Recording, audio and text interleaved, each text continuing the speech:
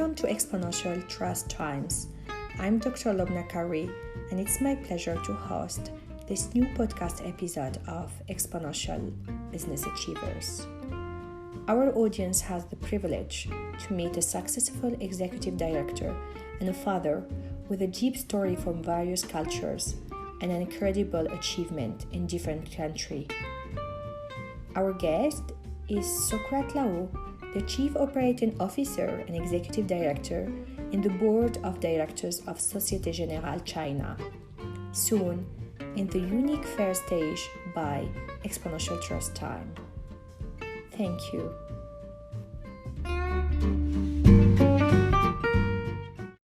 Exponential business is the unique opportunity for students, workers, and entrepreneurs to learn from great business achievers at a global scale about their business journey and their thought on the Technologies Exponential Times.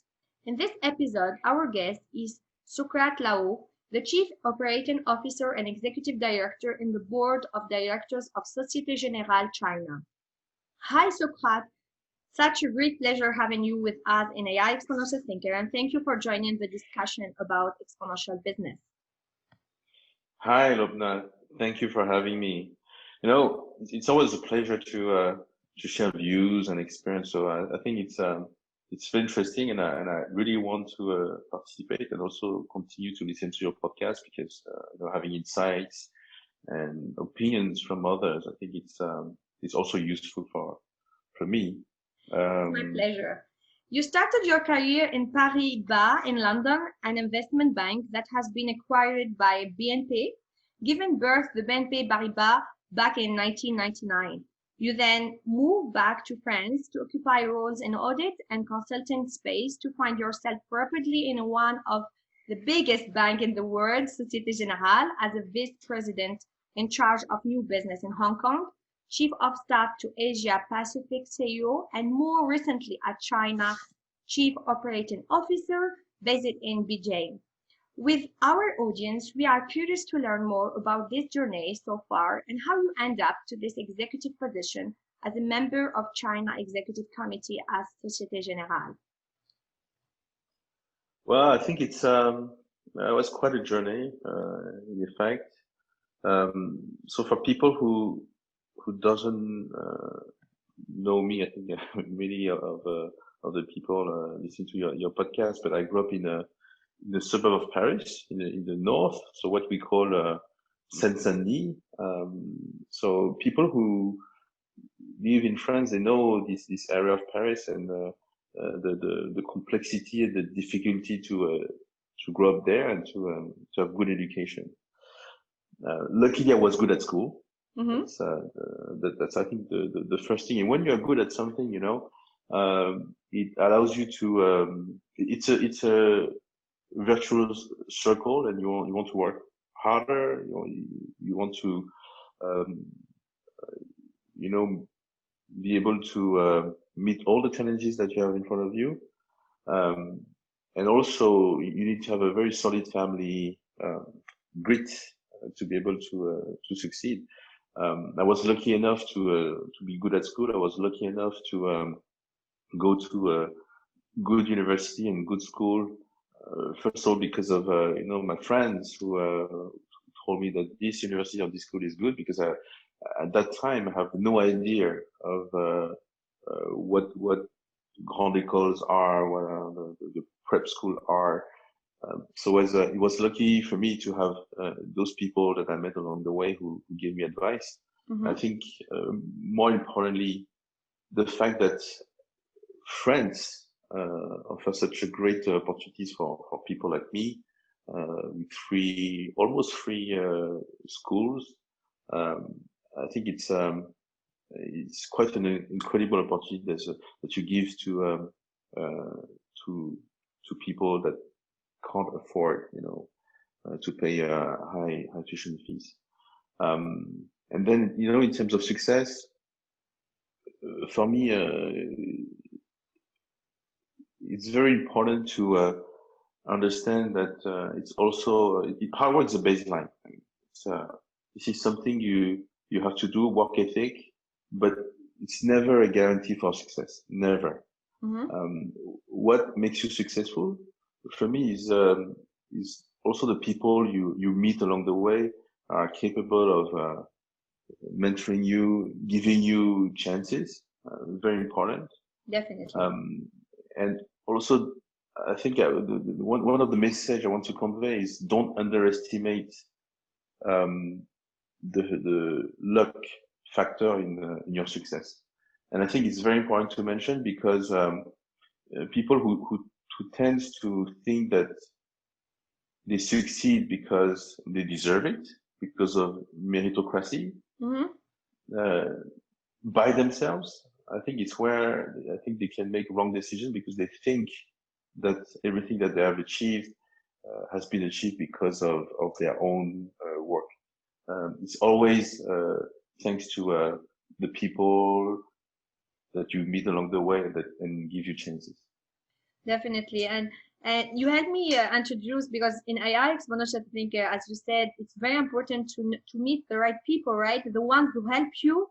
And we are proposing mentoring in this way in order to help people, like especially young community in the world, in order to learn much more about the future and having some support from the ones who, let's say, succeed before them and help them in this way. So let me move to the next question. So in AI Exponential Thinker, we believe that creativity is crucial for solving many social and business issues.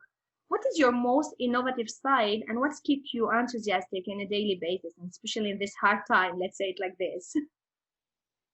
Yeah, I believe this depends on what you call innovative. I think most of the time people think that being innovative is the ability to invent something. And most of the time it's not the case, especially in the context of business. When you need to deliver things fast, you don't have time to invent. So I think the baseline is first of all to be aware of all the best practices and to apply them correctly. And again, it's not a recipe for success. For me, it's a baseline. And most probably, I think innovation is also in how you execute those I would say those benchmarks. The second thing is also in terms of believing that you can think out of the box. I think the human being community is not able to think out of the box because you need to simplify, to structure, to organize information you receive, to make decisions. So if anything, when people tell you to think out of the box, the reality is that you can only think in new boxes. So you have to acknowledge the fact that there's the existence of other thought structure. You have to learn those thought structure, apply your own experience, and this is what you call connect the dot. And at the end of the day, it allows you to be innovative, to apply your own experience with other thought process. And this is what I believe it's real innovation. It's very difficult to apply, by the way. Okay, and what keeps you enthusiastic? Well, especially my current job, I think every day is a new day, and in my current job, I have the ability to really act as an entrepreneur. So inside a big company, of course, I have a lot of support from my management and my teams as well. I think we collectively created an incredible team spirit, incredible work ethic. Of course, you always have constraints from a big group like Société Générale with some bureaucracy. But I've been there a long time, so I can probably deal with it. And I think we created here in China an incredible collective intelligence. So we have a lot of hurdles, a lot of issues that we want to solve. And I think having everyone speaking freely and being able to find solutions to a problem, I think it's a key. And it gives me a lot of enthusiasm for the future. Great. you were the head of strategy, transformation, and innovation for Société Générale China for a couple of years. For our audience, can you share with us what are your main responsibility and challenge in such role in the Asian financial sector? So at that time, so that was the role I had when I first came to China. Mm-hmm. So just before that, I was the chief of staff to the CEO, but also the head of strategy and corporate development for Asia Pacific. I think the main difference was being in China was being able to define the strategy, but also execute the strategy. Because it's always, good to put things on the paper, Mm-hmm. but the executing the strategy is something which is extremely difficult because devils are in the details. So that was also my ability to execute with the teams. That makes things, I would say, more enjoyable because it's not only things you put on the paper, but you actually doing it yourself. So obviously, it makes things more, I would say, tangible, right? And I think it creates more, it's more fulfilling in terms of delivering a tangible result. I think one of the key topic, which is innovation, brings a lot of benefits in the way you approach the execution of your strategy, notably in terms of the way we work with our team, but also the way we address more efficiency in our processes. But then I think it's something that I learned along the way is that innovation is a great tool to engage people. And the reason why is because, people are they're occupied with their business, what they're doing every day.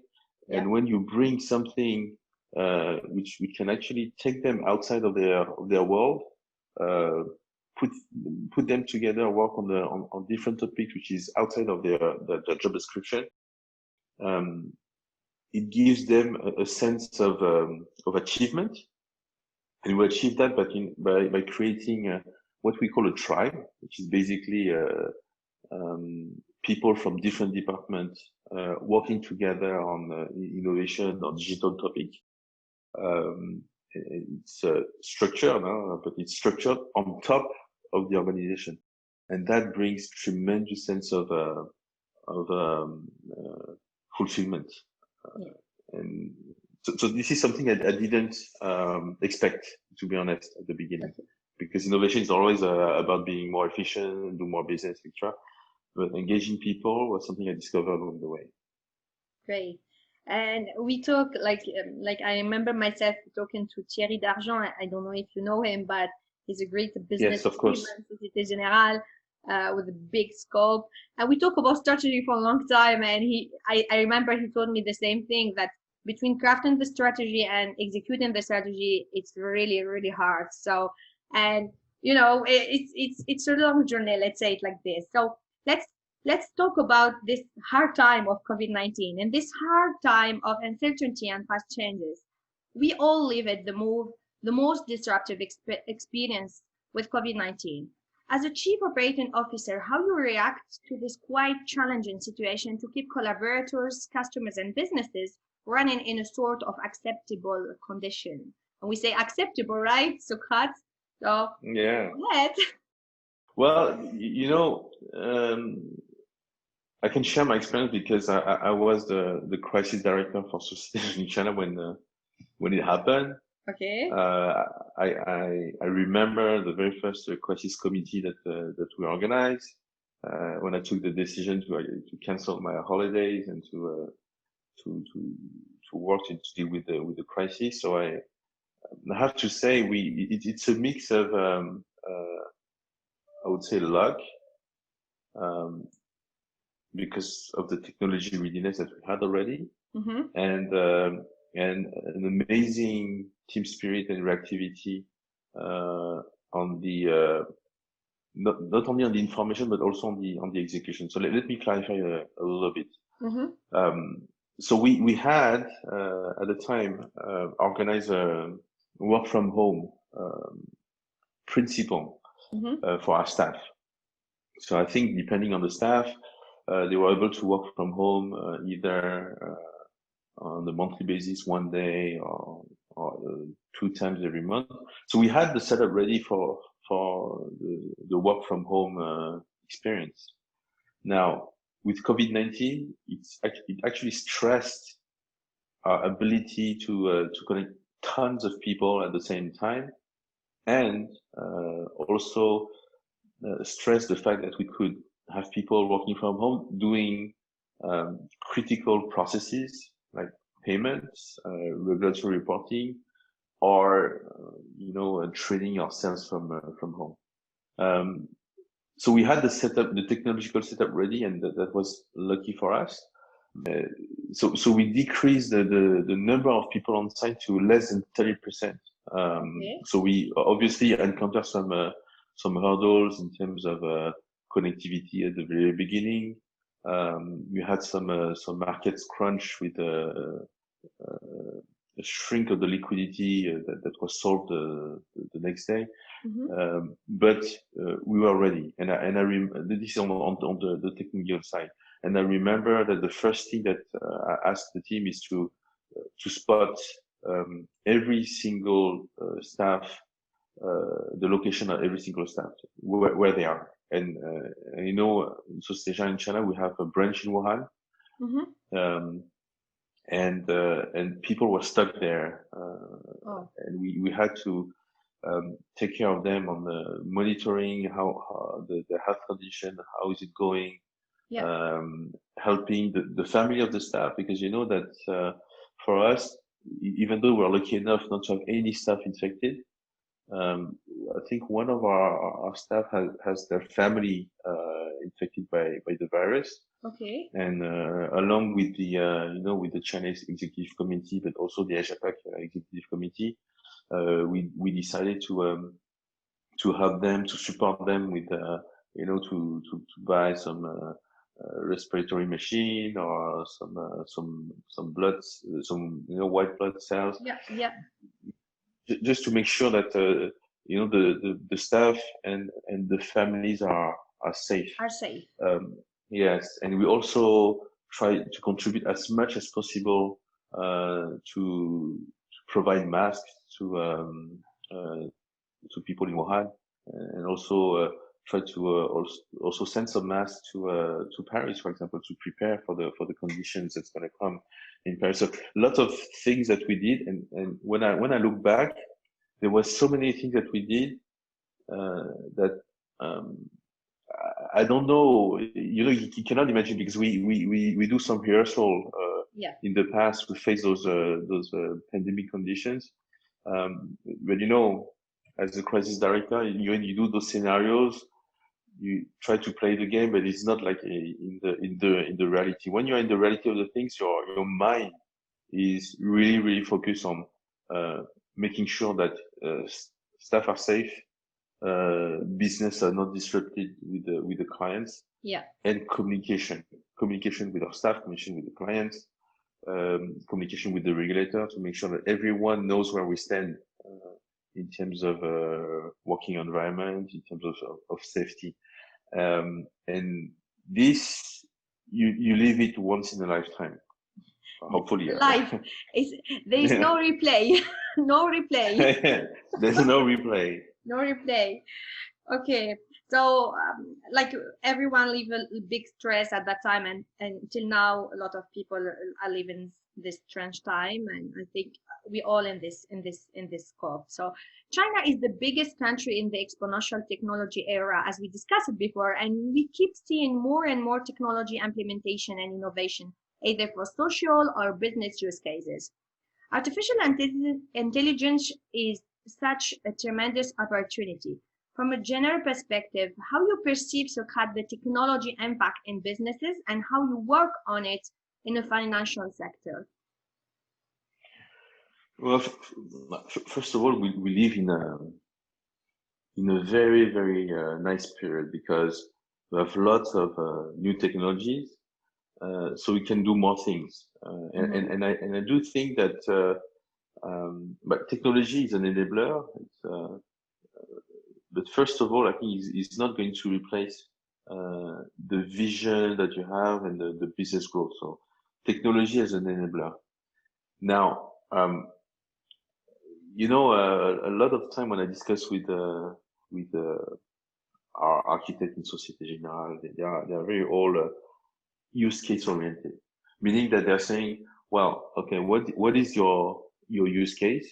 And then we can apply the technology. I think it's a good approach, but it's not an exponential approach, because sometimes, you know, you don't know what you want. Right? You need to play with the technology. You need to see, to look, to search for, to explore. Exactly. You don't have a choice, because we're not in the old days where we have a vision and then look for something. Because when you look for some technology, when you have the technology that is so disruptive right now, sometimes it goes beyond your imagination. So you have to play with it to, you know, it's a kind of a loop of information. You are looping your information until you say, oh, this is feasible. Oh, I have another idea. Oh, you know, and people needs to have this mindset of exploring, trying, fail, and the step-by-step approach doesn't work anymore. And this is where I believe we are in an era where technology are so helpful that it goes beyond your imagination. So you have no choice but to explore. Correct. And as said,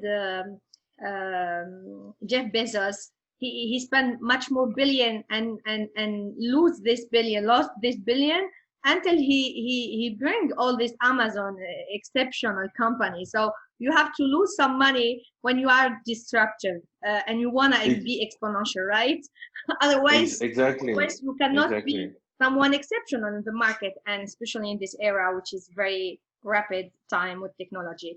So according to, now we talk about Jeff Bezos, now we will move to Google, and one of the big inventor from Google, Ray Kurzweil, inventor and futurist, he said technology are exponential when humans are linear. Within the tech industry, we believe that building successful technology needs people who are exponential thinkers. And you start talking a little bit about this point and having the growth mindset. From your perspective, how you perceive the quality, let's say the quality and the skills of an exponential thinker? And we start a little bit discussing about this point. Yeah, but what I'm sorry about Ray Kurzweil, but I have to disagree with him. Technology is exponential, but I do believe that humans are exponential as well. Because don't forget one thing, it's humans who create technologies. Okay, so the way we are exponential is by having those exponential tools, right? So we are not like animals where, you know, you live with your own features and you live with it. You know, we create your own features to survive. You know, if we have to stay as human being naked in the nature, if winter comes, we will die. So if you are that linear, we wouldn't survive the nature where we create clothes. You know, a lot of feature that makes us exponential. So that's the first thing. And for me, exponential thinker is, like Ray Dalio said, being, how you put that, to be open-minded. The growth mindset. Yeah, and for me, I truly believe in collective intelligence to be able to be an exponential thinker, because bringing more people, as I mentioned at the beginning, brings different thought structure, right? And some of the people, they are better than the others to connect the dots and apply the experience in different structure. And an exponential thinker is someone who is humble in the way he thinks. Information analysis can be combined. Okay. And this is how you achieve greatness in the result. Okay. I will not defend Ray in this record, right? And don't be sorry for him. But what he meant by technology are exponential when human are linear, he means like in technology we are going so fast, which is not the case of people who are trying to have the growth mindset. You understand? It's much more about growth mindset, having this possibility to think all the time, as you said before in the beginning of our discussion about thinking in different boxes and not only in one box. You understand? So he's talking much more about this. And I definitely agree with you that people have this ability to think exponentially, but they need a little bit help and support in order to think in this way. It's much more about having this assistance, having this possibility and helping them in order to think like this. Because unfortunately, when you work in a company for 30 years, probably you are not exponential thinker at the end. Why? Especially because you start thinking on the box, which is expertise as well, which is great, but it's not enough. This is the point. So it's great, but it's not enough. You understand? Yes, I agree. Is the Ray Dalio, okay, now I get it, is the Ray Dalio radical open mind. And radical open mind means you need to be challenging your own thought process. Definitely. Yeah, definitely. It's much more in this sense when he said this. I guess from my understanding at least. In AI Exponential Thinker, we create a new concept, share the stage, to build this unique experience of proximity where people with different experience lift each other. And you talk about this when you answer the first question about your background, right? So the following question coming from our audience. So the first one is Charvi, female. She has 11 years from India, and she asked it. You worked on building a strategic and innovation plan for your company. Do you think people are adopting artificial intelligence, and why people should embrace trust technology? So it's a question from a young lady. Well, I think artificial intelligence is the future. You have no choice. Because it's going to bring value to us human. Because if you look at the you remember this Go player who lost again a computer, and the way the computer won is to make a move that none of the master of Go would do. Okay. And for me, the artificial intelligence is here to bring other angle of thought process, a new structure that in the human being, maybe in the human nature we don't have. So another thought structure that the artificial intelligence can bring by doing two things. First of all, by and this is where I tend to agree on the exponentiality of technology, is by learning from the human, to absorb. So what we call machine learning is to absorb all the experience from the human being, but also from those experiences to create artificially his own experience and to build models that human being would not be able to create because of the acceleration of the scenarios that he's going to absorb himself, create and absorb himself. For us as a human being, we have a time span which is limited, and the reason why we learn and we grow is because of the information that we keep, the information that we rely on, and we keep building on those knowledge. And in effect, artificial intelligence, they can accelerate those accumulation of experience and build new structure. So this is why we have to embrace the technology of artificial intelligence.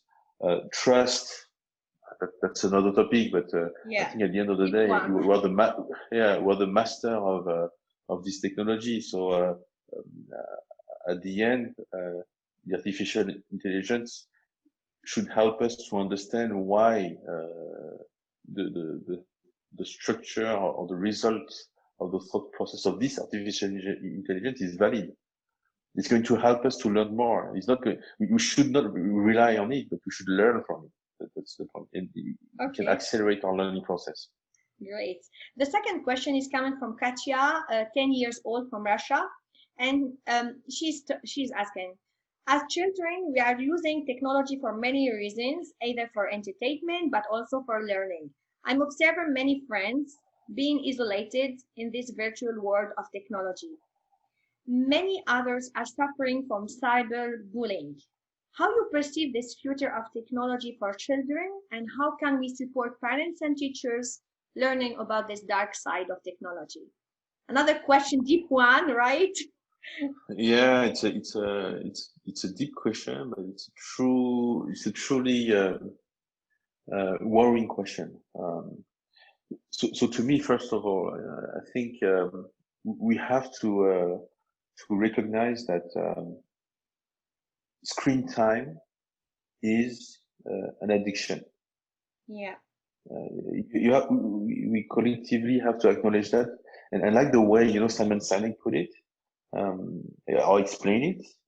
So like screen time, social media, games, those things provide you with instant gratification. The number of likes, you unlock a level, and by doing this, it gives you a rush of adrenaline. So you want more. Yeah. So and it's so strong because it's a physiological effect in your body, and even as an aware adult, you fall into this trap. It's like cigarettes, it's like coffee or alcohol, right? So as a result, I believe that we need to control screen time, especially for the kids. Okay, we need to teach them how to consume technology, and it should be with moderation, like any other addiction. Right. And I give you the example for me and my wife personally. So our daughter is 3 years old. Okay. And she doesn't have screen time. I mean, from the very beginning, we prefer her to play with toys, to play with her friends on the playground, etc. Of course, now because she's 3 years old, so a lot of when we do play date, a lot of families are exposing their child to screen time, TV, etc. So and by the way, this is the way my daughter was exposed to TV at the first place. Went to some friends. The other daughter was watching TV, and so what we decided is to start to expose her to screen time, because we have to teach her how to manage those rush of adrenaline, right? So first of all, what we did is, before we start the, let's say, TV show, we agree with her on a duration.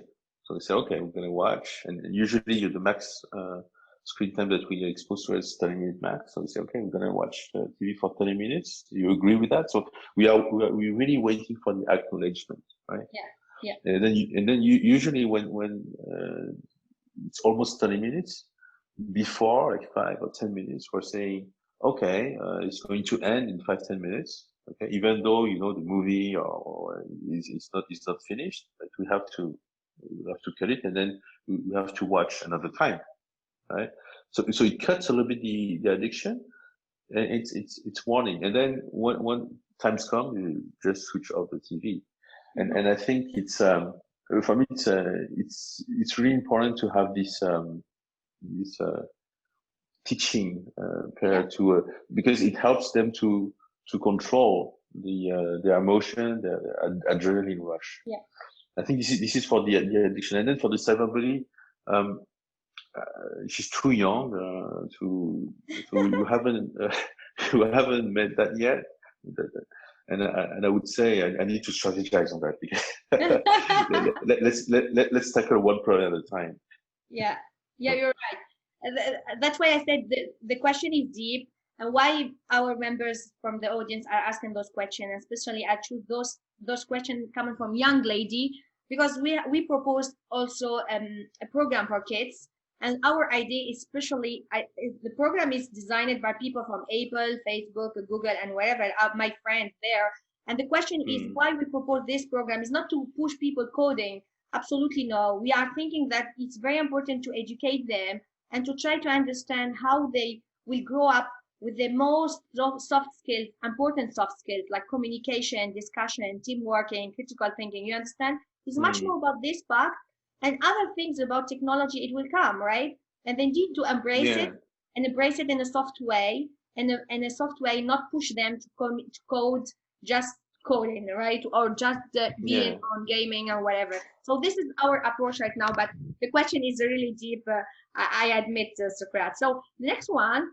So we talk about technology too much in this discussion. So as technology achiever and AI exponential thinker, we believe that flexibility and adaptability are crucial in this time of uncertainty. What's your takeaway to invite business owners, and we talk about business, digital transformation, and business officer accelerating the AI implementation for their growth?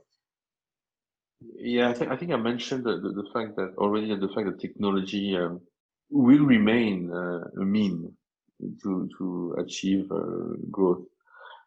I think we're lucky enough in this period of time where, first of all, a lot of information are available. Technologies are incredibly powerful with all the infrastructure that we have, and it's still going on. And also, the technologies are made simpler, so everyone can learn and can do things with technology, right? I think it's a very interesting period, but it will not replace your vision, your work ethic, your core values.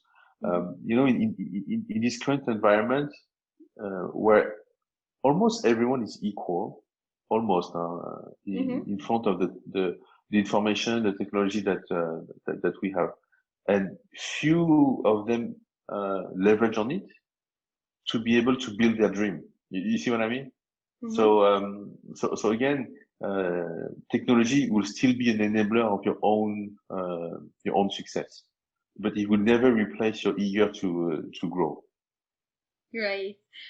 We approached the last question, and it was so lovely to discuss to you. So with such a great experience in more than 2 decades between London, Paris, Hong Kong, and Beijing, we believe that this authentic discussion will inspire and empower our listeners from different generations. At the end of this unique interview, Socrate, can you share with us your vision about your dream and your biggest achievement so far? I have to be very frank with you in terms of I have a very, very small dream, but I just need to take a bit of time to do so. Is to write a book. Okay. And to write a book about my family. And the reason why is because, I have this discussion with my parents, my dad, my mom, my grandma, my uncles, who were they were first immigrants in France. Okay. They thrived because of, they were Chinese immigrants in Cambodia and in Vietnam. They encountered wars. And I think there are a few stories, and I'm pretty sure there are many more that they share with me, that it's worth sharing to the world. To be quite frank. And when I share those stories with some of my colleagues or some of my friends, they all say, "Okay, you should write a book." Those things are so interesting because it humbles and valuable. And I know some of your story as well. Yeah, deep story with a lot of let's say sufferings and courage and brave. And for me, it humbles me every day because my parents are keep saying to me, "Oh, you are in a lucky environment where you grow." And all the guys around me, especially in the banking industry, they are like, "Oh, in France, oh, you grew up in Saint-Denis. Wow, that must have been difficult."